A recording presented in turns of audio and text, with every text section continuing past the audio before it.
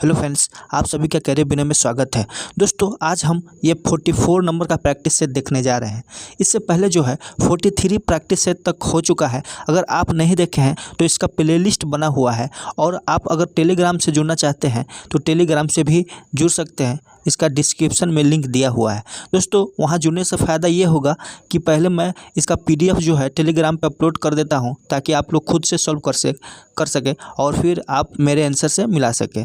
तो चलिए दोस्त, देर न करते हुए अब हम क्वेश्चन की तरफ चलते हैं।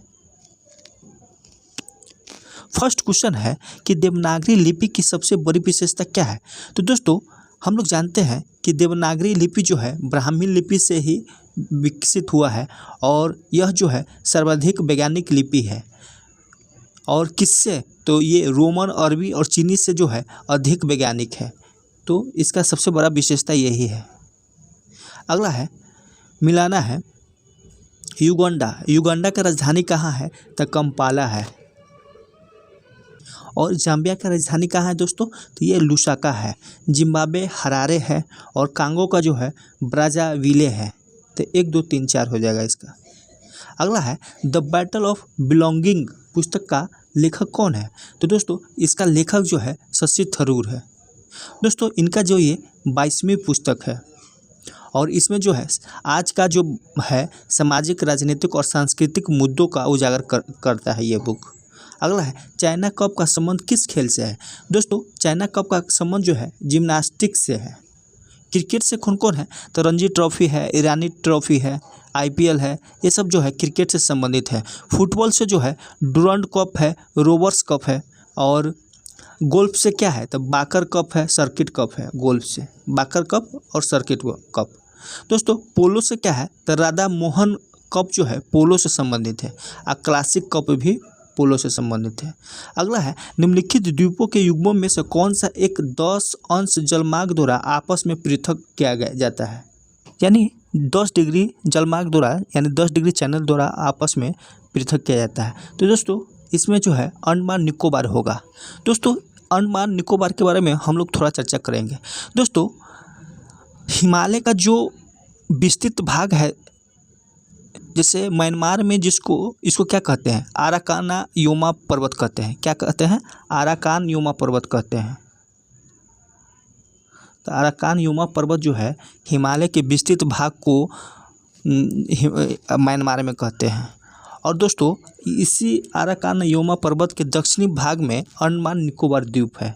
दोस्तों, अंडमान का अपना 4 भाग है, और निकोबार का 2 भाग है। तो अंडमान का जो 4 भाग है वो कौन कौन है? तो उत्तरी अंडमान है, इसी अंडमान पे जो है सैंडल पीक है, और इसके बाद जो है मध्य अंडमान है। तो दोस्तों, मध्य अंडमान जो है अंडमान द्वीप का सबसे बड़ा द्वीप है। और दक्षिणी अंडमान जो है, इसके बाद दक्षिणी अंडमान है, और इसी दक्षिणी अंडमान पे ये अंडमान और निकोबार का क्या है? राजधानी भी है, जिसका नाम पोर्ट ब्लेयर है। दोस्तों, अंडमान का सबसे दक्षिणी भाग कौन है? तो लिटिल अंडमान है, न कि दक्षिणी अंडमान है। और इसके बाद कार निकोबार है, और कार निकोबार है। इसके बाद जो है इसके बाद ग्रेट निकोबार है। दोस्तों, निकोबार द्वीप समूह का सबसे सर्वोच्च चोटी जो है माउंट थुलियर है। कौन है? Mount Thuillier. दोस्तों, यही जो लिटिल अंडमान द्वीप और कार निकोबार द्वीप, इसके बीच में है 10 डिग्री चैनल। दोस्तों, 9 डिग्री चैनल किसके किसके बीच में है? तो 9 डिग्री चैनल जो है लक्षद्वीप और मिनिकॉय के बीच में है, और 8 डिग्री तो ये मिनिकॉय और मालदीव के बीच है। दोस्तों, अंडमान निकोबार द्वीप को मरकत द्वीप कहते हैं। ये बहुत ही अच्छा क्वेश्चन है, तो पूछ देगा कि मरकत द्वीप किसको कहते हैं? तो ये अंडमान निकोबार को कहते हैं। अगला क्वेश्चन है, निम्नलिखित युग्मों में से कौन सा सही सुमेलित है? तो फर्स्ट है लोथल, प्राचीन गोदी क्षेत्र है। दोस्तों, लोथल नामक सैंधव स्थल जो है गुजरात के अहमदाबाद जिले में भोगवा नदी के किनारे है, और ये प्राचीन गोदी क्षेत्र है। तो फर्स्ट सही हो गया। सारनाथ, बुद्ध का प्रथम धर्मोपदेश। दोस्तों, बुद्ध का जो है प्रथम धर्मोपदेश जो है सारनाथ स्थित मृगदाव में दिया गया था। तो मृगदाव सारनाथ को ही कहा जाता है। तो दूसरा भी सही है। राजगीर अशोक का सिंह स्तंभ शीर्ष है। दोस्तों अशोक का सिंह चतुर्मुख स्तंभ जो है ये राजगीर न होकर सारनाथ में है। कहाँ है? सारनाथ में है। तो थर्ड गलत हो गया। नालंदा बौद्ध अधिकतम का महान पीठ है। दोस्तों नालंदा बौद्ध विश्वविद्यालय के लिए प्रसिद्ध है। राजगीर गर्म जल स्रोत के विख्यात हिंदू बौद्ध और जैन धर्मों का पवित्र स्थल है। तो ये भी सही है। तो 1 2 4 इस 4 ऑप्शन है, तो सी आंसर हो जाएगा। अगला है चालुक्य वंश का सबसे महान शासक कौन था? दोस्तों चालुक्य वंश का सबसे महान शासक जो है कौन था? तो ये पुलकेशिन द्वितीय था। दोस्तों इनका कौन सा अभिलेख है? तो इनका दोस्तों पुलकेशिन द्वितीय का जो अभिलेख है ऐहोल अभिलेख, जिनकी रचना जो है रवि कीर्ति ने किया था, इस अभिलेख से पता चलता है कि पुलकेशिन द्वितीय जो है हर्षवर्धन को पराजित किया था। तो ये सबसे महान शासक था। अगला है निम्नलिखित में से किसने अकबर के दीन-ए इलाही को ग्रहण किया था? तो किसने दीन-ए इलाही को ग्रहण किया था? तो दोस्तों अकबर द्वारा 1582 ईस्वी में दीन-ए इलाही यानी इसका अर्थ होता है देवी एकस्वरवाद की स्थापना की गई थी और बीरबल इस धर्म को अपनाने वाला एकमात्र हिंदू था। दीन-ए इलाही जो है धर्म सदस्यता ग्रहण करने के लिए कौन सा दिन तय किया गया था, निश्चित किया गया था? तो रविवार। तो एक बीरबल था सिर्फ। तो कुछ डेट है, आप लोग जरूरी इसको याद रखिएगा। अकबर जो है दास प्रथा का अंत कब किया था? दास प्रथा का अंत जो है 1562 में किया। और हरम दल की मुक्ति कब मिला था इनको? हरम दल से तो 1562 में ही हुआ था। दोस्तों तीर्थ यात्रा कब कर जो है समाप्त किया था? 1563 ईस्वी में। इसके बाद जो है जजिया कर भी समाप्त किया था 64 में। तो तीर्थ कर और जजिया कर 63-64 है, इसको याद रखिएगा। दोस्तों फतेहपुर सीकरी की स्थापना कब किया था? तो फतेहपुर सीकरी की स्थापना जो है ये 1571 में किया था और इसका राजधानी भी बनाया था। दोस्तों इबादत खाना की स्थापना कब किया था? तो इबादत खाना की स्थापना जो है 1575 में किया। और मजहर की घोषणा कब किया था? दोस्तों मजहर की घोषणा जो है 1579 में किया था और दीन इलाही 82 में। इसके बाद जो है इलाही संवत की भी शुरुआत किया था ये। तो इलाही संवत की शुरुआत जो है 1583 में किया था और राजधानी जो है लाहौर स्थानांतरित किया कब? 1585 में। तो ये सारा डेट याद रखिएगा। कौन कौन? दास प्रथा का एक याद रख लीजिएगा 1562 में, और तीर्थ यात्रा कर और जजिया कर 63-64 हो जाएगा। फिर 2 है इबादत खाने की स्थापना 75 में किया था। मजहर की घोषणा जो है 79 में किया था। और दोस्तों इबादत खाना में सभी धर्मों के लिए लोगों को प्रवेश की अनुमति कब किया गया? तो 75 में ओपन किया था और 78 में सभी धर्मों के लिए माने प्रवेश की अनुमति दिया था। और अंत में जो है राजधानी लाहौर स्थानांतरित करता है फतेहपुर सीकरी से 1585 ईस्वी में और इलाही संवत 1583 ईस्वी में। अगला है ईश्वर के बारे में सोचने के लिए मेरे पास वक्त नहीं है क्योंकि अभी इस धरती पर बहुत काम किया जाना है। उपयुक्त कथन किसका है? तो दोस्तों उपयुक्त कथन जो है स्वामी ईश्वरचंद्र विद्यासागर जी का है। अगला है लैंड होल्डर सोसाइटी। तो लैंड होल्डर सोसाइटी जो है द्वारकानाथ टैगोर हो जाएगा। ब्रिटिश इंडिया सोसाइटी जो है ये विलियम एडम्स था। और इंडिया सोसाइटी, तो इंडिया सोसाइटी जो है आनंद मोहन बोस है।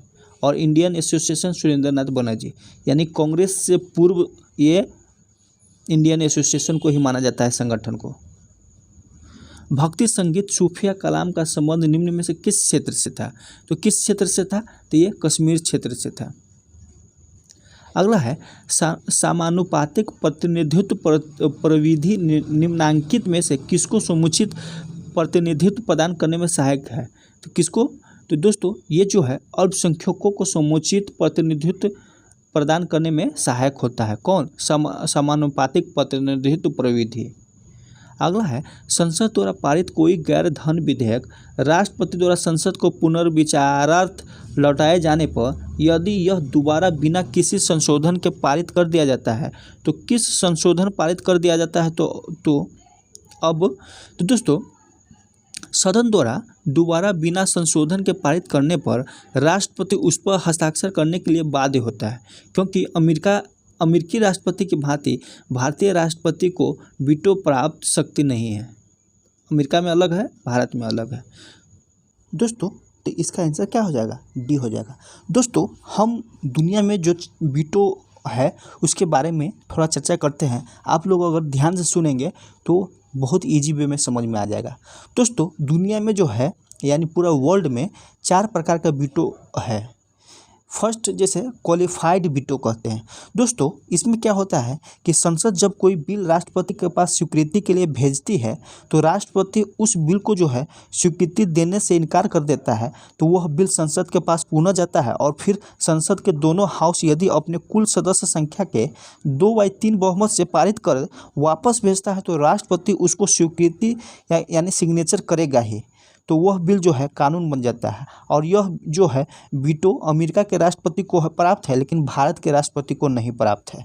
तो क्वालिफाइड वीटो जो है भारत के राष्ट्रपति को नहीं प्राप्त है। तो अब समझ गए क्या हुआ कि जैसे संसद कोई बिल पास किया और राष्ट्रपति के पास भेज दिया, अगर राष्ट्रपति उसको पुनः संसद के पास भेजता है और संसद जो फिर 2/3 बहुमत से पारित कर फिर राष्ट्रपति को भेजता है तो राष्ट्रपति को साइन करना होता है, तो वह बिल बन जाता है। तो यह क्वालिफाइड वीटो है। और क्वालिफाइड वीटो जो है अमेरिका के राष्ट्रपति को मिला हुआ है लेकिन भारत के राष्ट्रपति को नहीं है।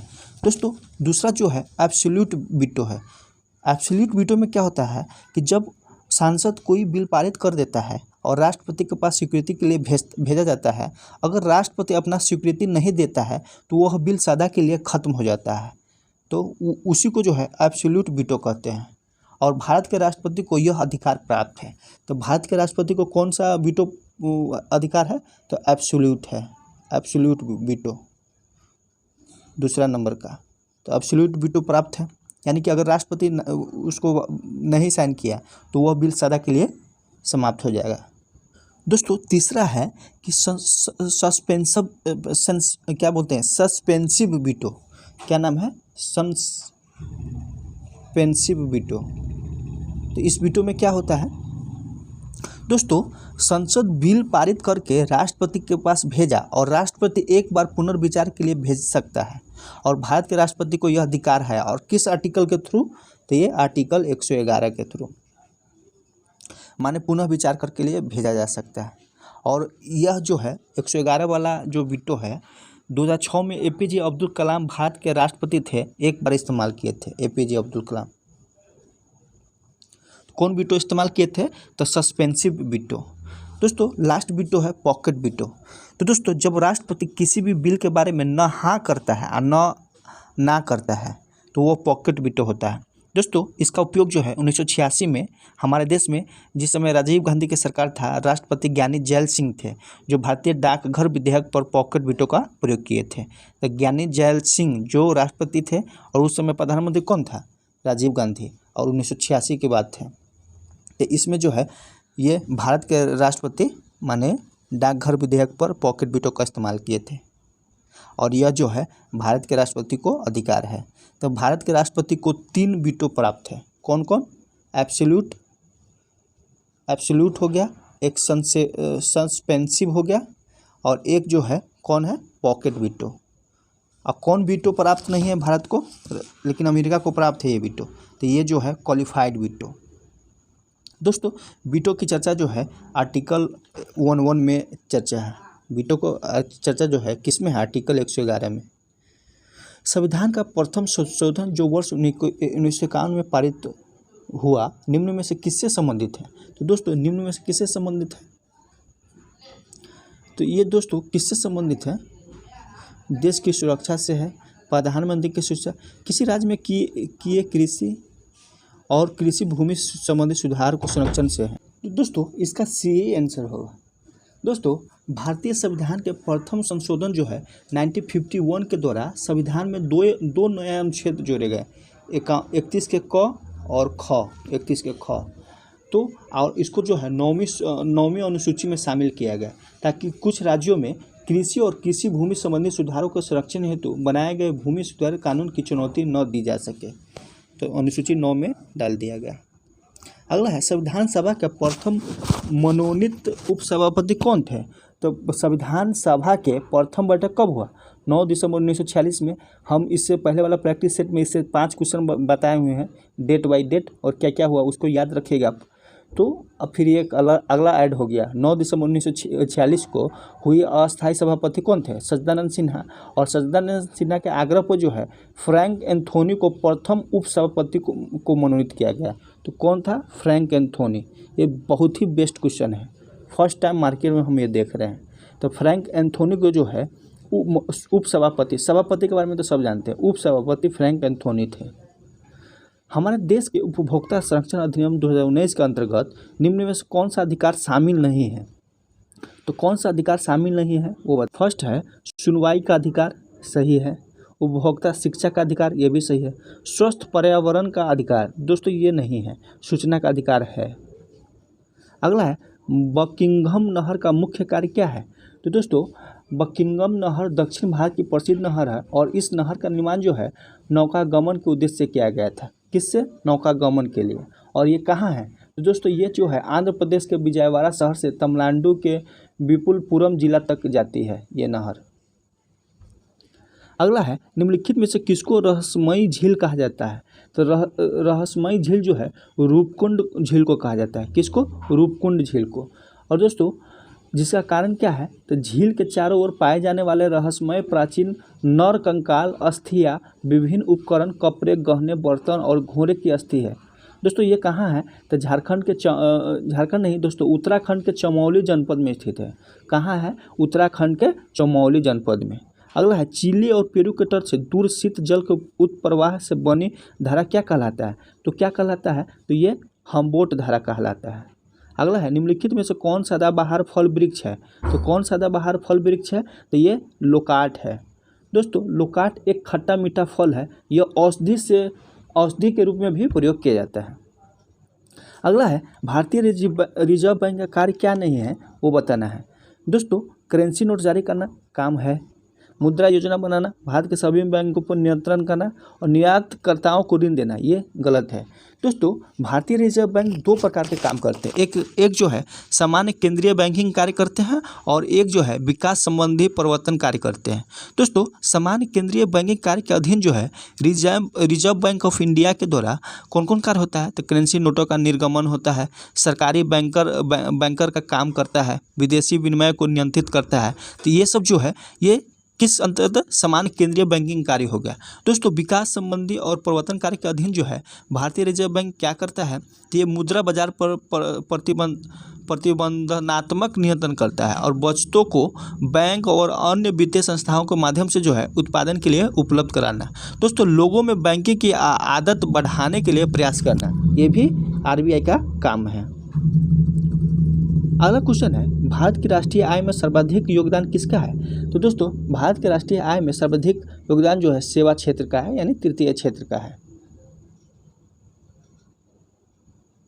अगला क्वेश्चन है भारत में शून्य आधारित बजट प्रणाली कब अस्तित्व में आया था? तो दोस्तों भारत में शून्य आधारित बजट प्रणाली जो है 7वीं पंचवर्षीय योजना काल में आया था। कब? 7वीं पंचवर्षीय योजना काल में। दोस्तों शून्य आधारित बजट क्या होता है? तो ये एक बजट पद्धति है जिसके लिए प्रत्येक नई बजट अवधि में आमतौर पर प्रत्येक वर्ष सभी खर्चों को उचित और अनुमोदित करने की आवश्यकता होती है।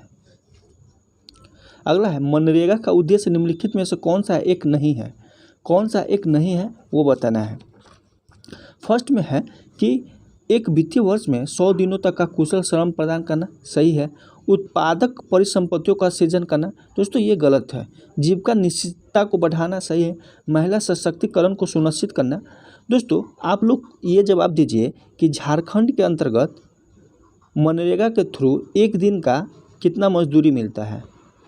क्या कि इससे पहले हम चर्चा किए हुए हैं, सबसे ज़्यादा और सबसे कम और झारखंड में कितना है। अगर प्रैक्टिस सेट फॉलो करते होंगे तो आप जरूर से कमेंट कीजिएगा। दोस्तों अभी तक आप चैनल से नहीं जुड़े हैं तो आप जुड़ जाइए ताकि आपको डेली प्रैक्टिस सेट करने का मौका मिले और आपका अपना स्कोर शेयर करिए। चलिए दोस्तों अगला क्वेश्चन है बोनालू देवी महाकाली की पूजा के लिए मनाया जाने वाला एक हिंदू त्यौहार है, यह निम्नलिखित में से किस राज्य में मनाया जाता है? तो किस राज्य में मनाया जाता है? यह तेलंगाना राज्य में मनाया जाता है।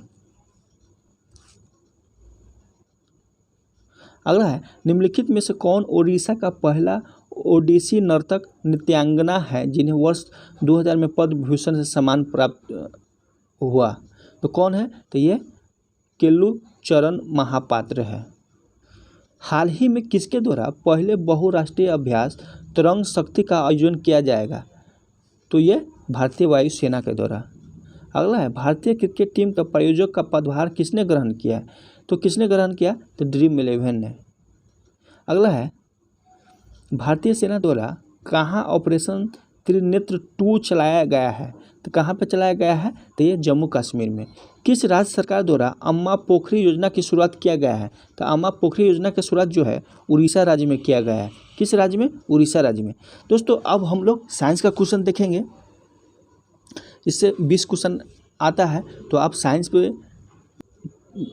पे भी आप बढ़िया ध्यान दीजिए ताकि आपका स्कोर जो है कम से कम 130 के आसपास आना चाहिए। अगला क्वेश्चन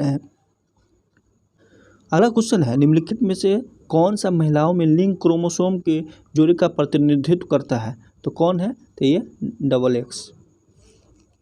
दोस्तों हम लोग जानते हैं कि 46 क्रोमोसोम होता है, जिसमें 44 जो है ऑटोसोम है और 2 जो है लिंग निर्धारण है, यानी सेक्स क्रोमोसोम है 2। तो मेल में जो है XY होता है और फीमेल में XX होता है। अगला है, पेशीय गति की क्रियाविधि का सबसे मान्य सिद्धांत प्रस्तुत किया। तो सबसे मान्य सिद्धांत कौन? तो ये हेक्सेल ने किया था। कौन? हेक्सेल ने। दोस्तों हेक्सेल ने पेशीय गति की क्रियाविधि का सबसे मान्य सिद्धांत प्रस्तुत किया था। अगला है, निम्नलिखित कथनों में से कौन सा सही है? माइटोकॉन्ड्रिया कोशिका का शक्ति केंद्र है, सही है। गोल्जी बॉडी कोशिका विभाजन प्रारंभ करती है, ये गलत है। दोस्तों माइटोकॉन्ड्रिया की खोज जो है अल्टमैन ने 1886 ईस्वी में किया था और इनके एंजाइम द्वारा कोशिका शोषण होता है जिससे ऊर्जा पैदा होती है। गोल्जी बॉडी कोशिका विभाजन प्रारंभ करती है, ये गलत है।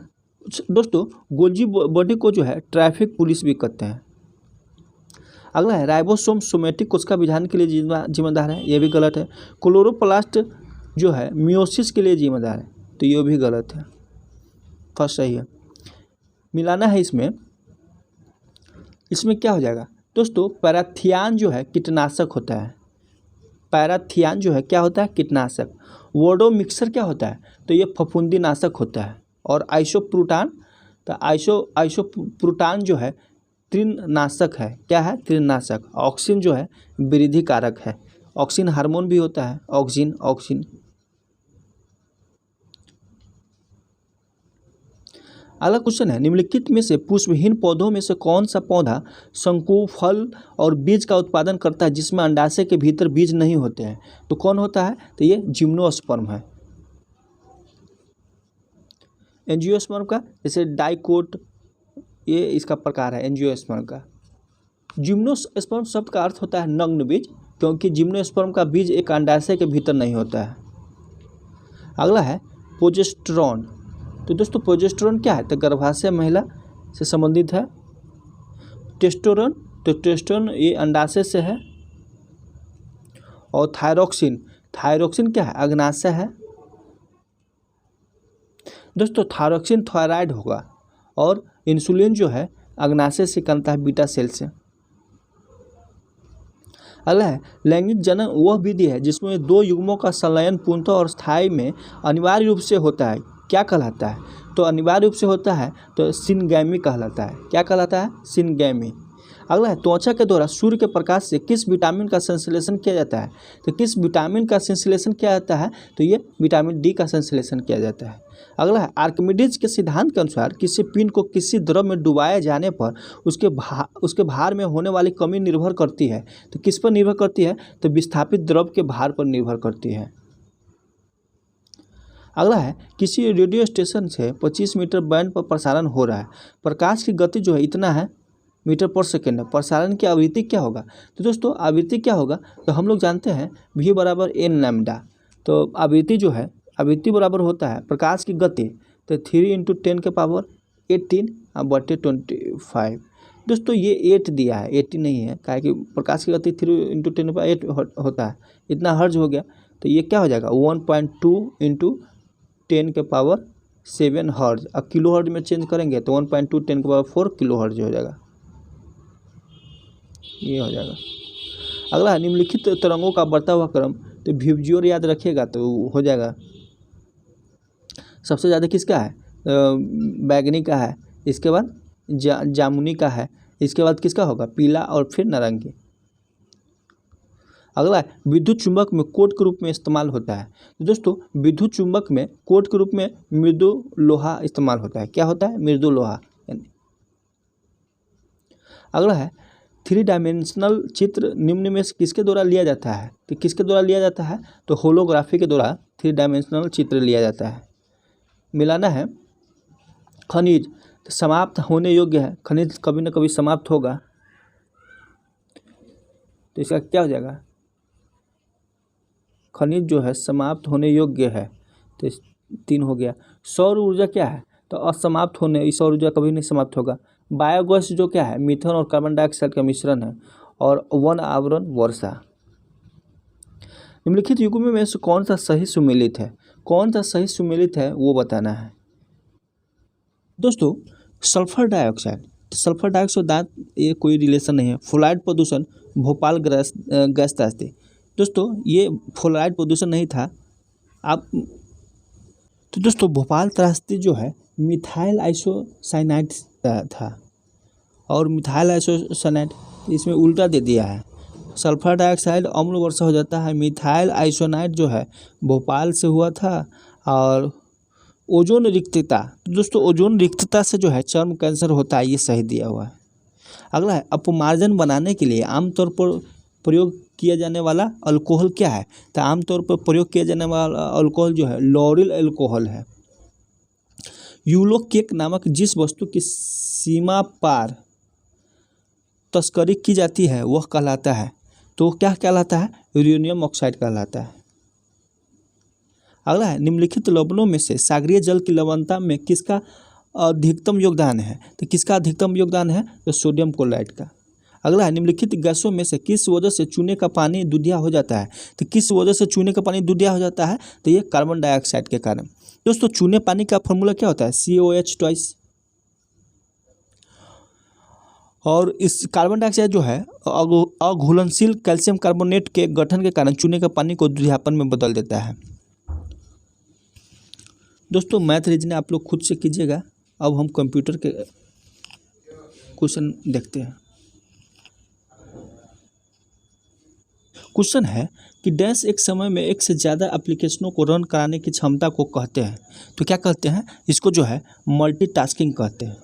अगला है कंप्यूटर के लिए ऐसे इंस्ट्रक्शनों के सेट डेवलप करने को डैश कहते हैं जिन्हें कंप्यूटर फॉलो करे और जितनी बार ज़रूरत हो उतनी बार उस काम को उस तरीके से कर सके, उसको क्या कहते हैं, तो उसको जो है प्रोग्रामिंग कहते हैं। अगला है सबसे ज़्यादा प्रयुक्त होने वाला इनपुट डिवाइस है, तो सबसे ज़्यादा प्रयुक्त होने वाला कीबोर्ड है। अगला है कंप्यूटर सिस्टम में सभी इनपुट और आउटपुट डिवाइसों को डिफाइन करने के लिए किस शब्द का प्रयोग किया जाता है, तो किस शब्द का प्रयोग किया जाता है, तो ये हार्डवेयर का। अगला है संक्षिप्त HTML, तो इसका HTML का फुल फॉर्म क्या होता है, तो इसका हाइपर टेक्स्ट मार्कअप लैंग्वेज। अगला लैन से जुड़े कंप्यूटर डैश हो सकते हैं, तो ये क्या होता है, इंफॉर्मेशन या पेरिफेरल इक्विपमेंट शेयर कर सकता है। प्रोसेसिंग का प्रयोग तब किया जाता है जब बड़े मेल ऑर्डर वाली कंपनी ऑर्डर एकत्र करती है और एक बड़े सेट में उन्हें प्रोसेस करती है, तो बैच कहलाता है। अगला है CD-ROM और CD-RW में क्या अंतर है, ये क्वेश्चन रिपीट है। इसका अंतर है CD-RW में राइट किया जा सकता है लेकिन CD-ROM से केवल रीड किया जा सकता है। अगला है किसी ऑब्जेक्ट या टेक्स्ट को मूव करते समय माउस बटन को नीचे होल्ड करने को डैश कहते हैं, तो होल्ड करने को क्या कहते हैं, ड्रैगिंग कहते हैं। डैश टेबल में रिकॉर्ड्स की सीरीज के रूप में इलेक्ट्रॉनिक स्टोर्ड डाटा को एक कलेक्शन है, तो क्या है, तो ये स्प्रेडशीट है। अगला है डैश मुख्यतः बिहाइंड द सीन डिटेल्स का ध्यान रखती है और हार्डवेयर को मैनेज करता है, तो इसका क्या हो जाएगा, ऑपरेटिंग सिस्टम। लगभग 1 बिलियन बाइट डैश के बराबर है, तो किसके बराबर है, तो ये गीगाबाइट। ईमेल संदेशों के स्टोरेज एरिया को क्या कहते हैं, तो स्टोरेज एरिया को क्या कहते हैं, मेल बॉक्स कहते हैं। कैच मेमोरी प्रयोग होता है, तो कैच मेमोरी जो है प्रोग्राम संग्रहित करने के लिए प्रयोग होता है।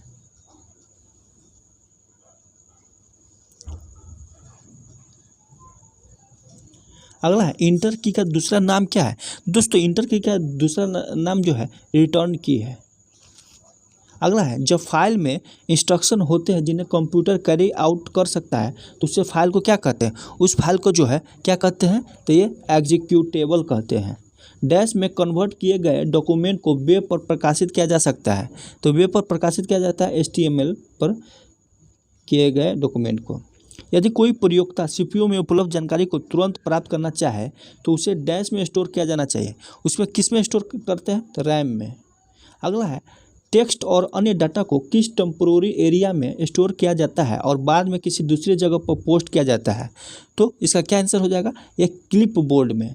अगला है स्प्रेडशीट में एक नंबर होता है जिसे आप कैलकुलेशन में यूज करते हैं। तो कौन नंबर? वैल्यू। अब हम लोग झारखंड से संबंधित क्वेश्चन देखेंगे। क्वेश्चन है मुख्यमंत्री हेमंत सोरेन ने खतियानी जोहार यात्रा 8 दिसंबर 2022 को किस स्थान से शुरू किया था? तो कौन स्थान से? तो ये गढ़वा से शुरू किया था। अगला है झारखंड के कितने खिलाड़ियों को शामिल किया गया है भारत में होने वाले फीफा अंडर-17 महिला विश्व कप टूर्नामेंट के लिए? तो कितने? 6 खिलाड़ी को। अगला है झारखंड बजट 2023-24 में सरकार के आय का सबसे बड़ा स्रोत क्या है? तो सबसे बड़ा स्रोत जो है केंद्रीय करों में हिस्सेदारी का है। अगला है प्रथम संथाली शब्दकोश a vocabulary of the Santhali language के रचनाकार कौन है? तो इसकी रचनाकार जो है EL पकसूले है। अगला है लाडली लक्ष्मी योजना के तहत लड़की की आयु 21 वर्ष पूरी होने पर रुपये सहायता के रूप में दी जाती है। तो कितने रुपये? तो 1.08 लाख। अगला है झारखंड के किस जिले में इस्को रॉक आर्ट ऐतिहासिक स्मारक स्थित है? तो किस जिले में? तो ये हजारीबाग जिले में है। अगला क्वेश्चन है झारखंड में नकली औषधियों की बिक्री पर पूरी तरह रोक लगाने के लिए कौन सा अभियान शुरू किया गया है? तो कौन सा अभियान शुरू किया गया है? तो दोस्तों ये ऑपरेशन धन्वंतरी शुरू किया गया है। अगला है भारत थल सेना के ब्रिगेड ऑफ द गार्ड्स के लॉन्स नायक अल्बर्ट एका निम्न में से किस युद्ध में शत्रुओं के हमले को विफल करके मातृभूमि की रक्षा करते हुए स्वयं शहीद? दोस्तों भारतीय थल सेना के ब्रिगेड ऑफ द गार्ड्स के लॉन्स नायक अल्बर्ट एका 1971 के भारत पाक युद्ध में जो है शत्रुओं के हमलों को विफल करके मातृभूमि की रक्षा करते हुए स्वयं शहीद हो गए।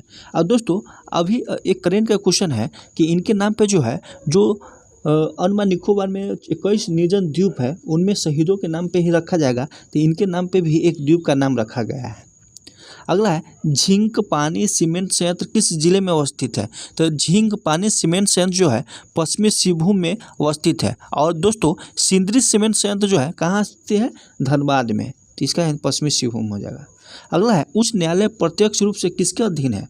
तो दोस्तों उच्च न्यायालय प्रत्यक्ष रूप से जो है भारत के सर्वोच्च न्यायालय के अधीन है। पुराणों में बैद्यनाथ मंदिर को डैश इसके लिए उपयुक्त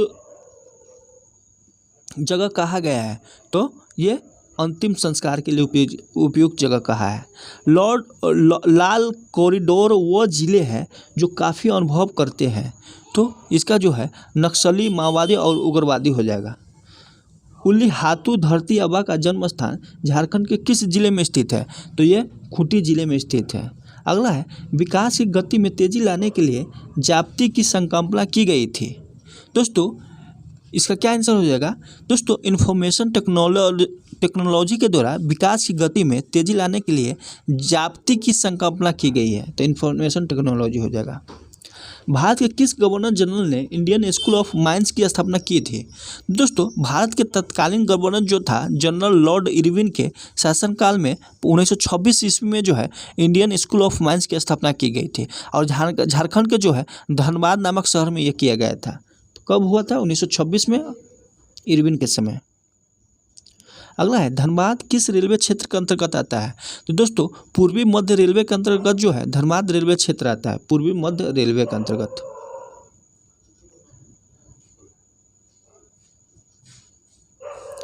अगला है तंतलोई गर्म पानी का झरना कहाँ स्थित है? तो कहाँ स्थित है? तो ये दुमका जिले में स्थित है। रांची जिले में सबसे अधिक संख्या में कौन सी जनजाति मिलती है? तो कौन सी जनजाति? तो मुंडा जनजाति।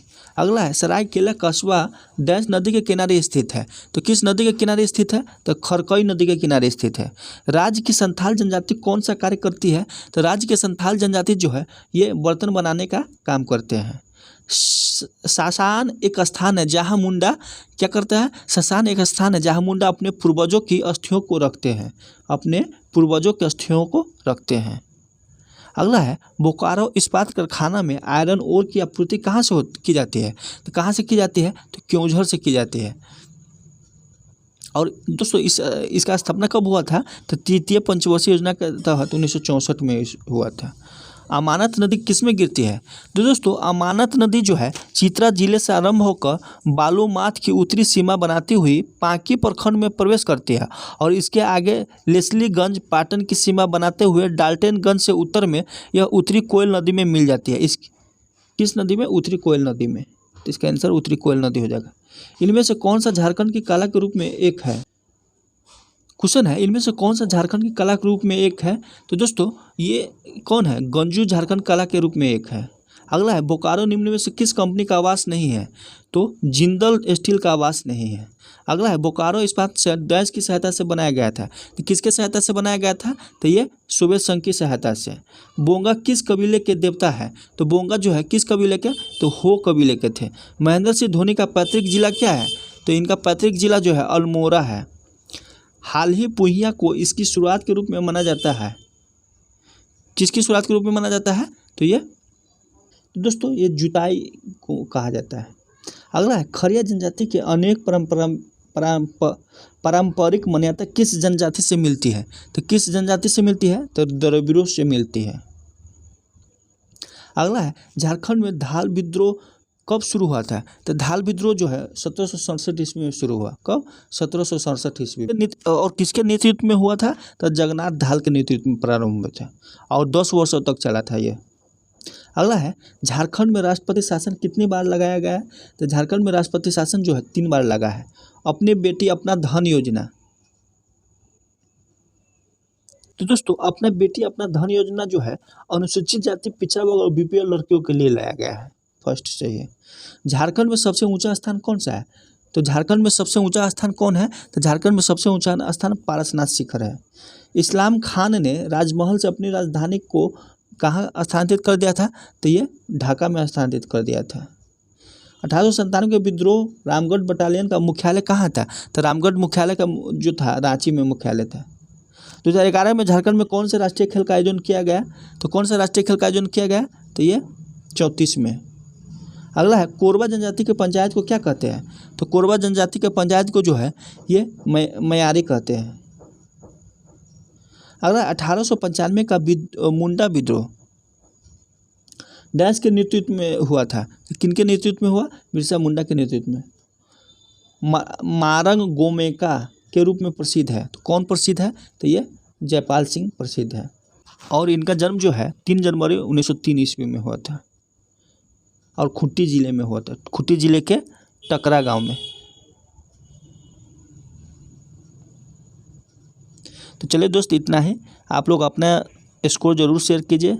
अगर अभी तक आप नहीं जुड़े हैं तो मेरे चैनल से जुड़िए। अगर आपको कोई सुझाव देना चाहते हैं तो ज़रूर कमेंट कीजिए। चलिए दोस्त थैंक यू।